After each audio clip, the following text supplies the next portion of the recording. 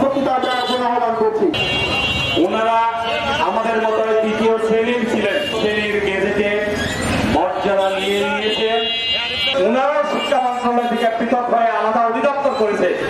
প্রকল্পের 80% প্রকল্প গ্রহণ, তাদেরকে সমস্ত সুযোগ সুবিধাতে তারা কর্মকর্তা বানাচ্ছেন। 55 বছর স্বাধীন হচ্ছে আমাদের।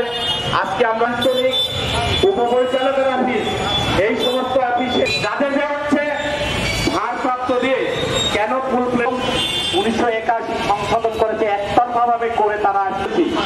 আমরা আমাদের দেওয়ালে পিঠ অনেক আগে থেকেছে। এখন আমাদের শিক্ষা প্রশাসনের যারা গুরুত্বপূর্ণ ব্যক্তি আছেন, আর কোন খেলা আমরা খেলতে দেব না।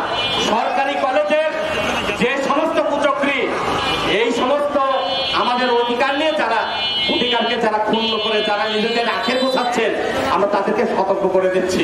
সকল শিক্ষকবৃন্দ আজকে এই পর্যায়ে উপস্থিত হয়েছি।